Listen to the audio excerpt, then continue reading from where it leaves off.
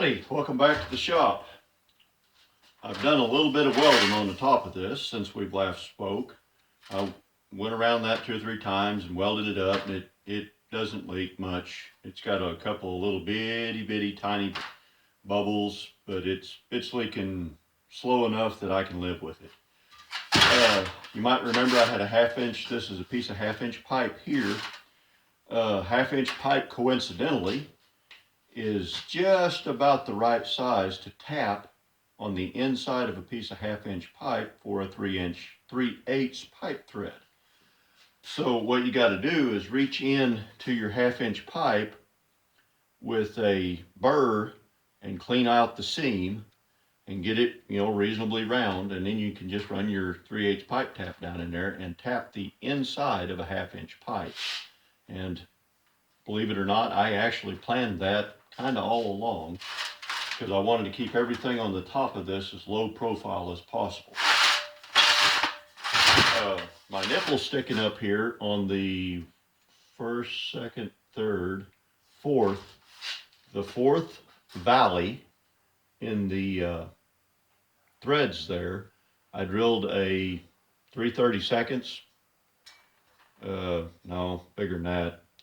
Bigger than an 1/8 inch hole. I can't remember what size. It's the first size I grabbed out of the box. But I drilled a hole there. And the reason for that is simply pressure relief. You air this thing up to 25-30 psi and you want to bleed the pressure off of it, you can just open this up about 4 rounds and it'll bleed the pressure off. You do not want to take a cap like this off of a vessel with pressure in the vessel. Even just 20 pounds of pressure in the vessel pushing against that cap of 3.5 square inches, 3 square inches. That's a lot of force and bad things can happen. I about broke my wrist one time on a pump up sprayer because it didn't have any means to relieve the pressure. It came out of there in a hurry. So here's my spigot that I've got rigged up, and this will hook right up into the differential on a front differential, or go in like that on a rear differential on my Chevrolets anyway. I mean, this is copper, so you can bend it any way you want. Now, I will say this, do not, under any circumstances,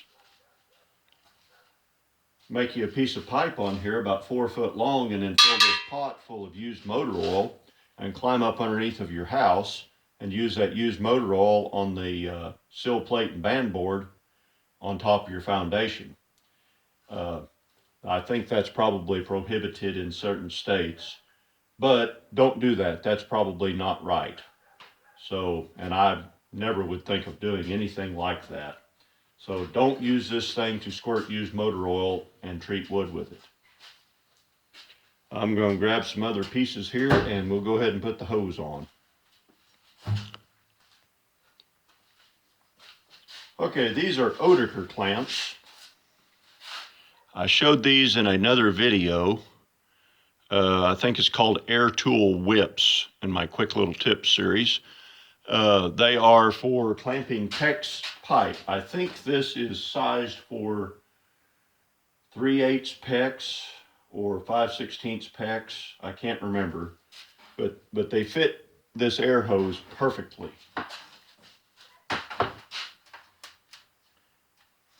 And I really like Oederker clamps for air hose and just hose in general, because there's really not a whole lot of sharp edges to cut yourself on, and they don't cost very much money.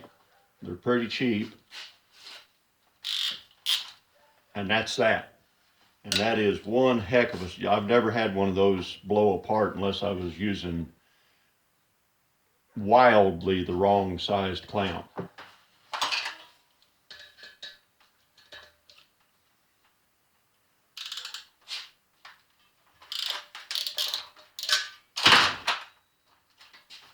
Well, there we go.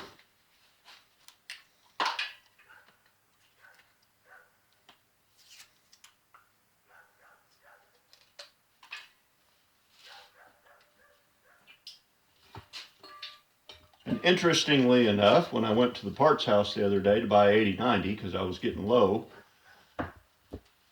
it was cheaper to buy 4 quarts than it was to buy a gallon. I thought that was very, very odd.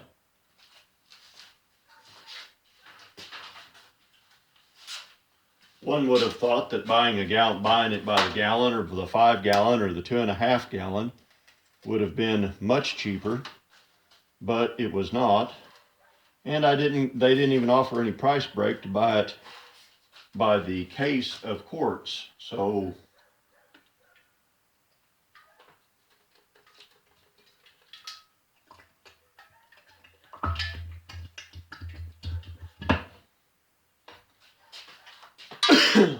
I'm going to put a few more quarts in there and I'll be back in a minute. Well, there we go. We got 3 quarts in there. That's enough to get started. There's a handle I made for it and just brazed it on there, simple as can be. And I did put a little bit of blue Rector Seal pipe dope on that. I don't like using pipe dope because I'm a slob with it. I make a big old mess. And I'm messy. I don't like pipe dope. I'd rather use blue Monster tape. But the pipe dope is less likely to flake off when I take the lid out and fall down in there. I don't even Teflon tape, I don't want it contaminating my 80/90. There are little bitty passages in some of the front ends of some of the rigs that I've got that lets the oil move from one side of the differential to the other. And I don't want to run the risk of plugging up one of those little bitty old passages. So here we go. This is going to spit and spotter for a minute. And I'm hoping it don't come out of there real fast.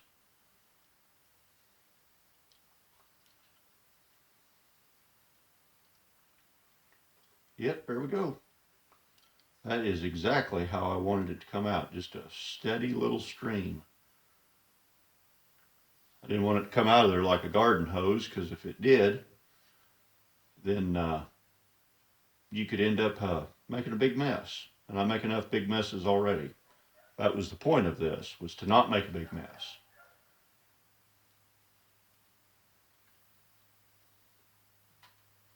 Well, there we go.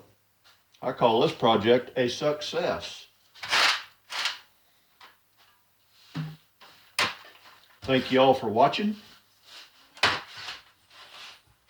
One.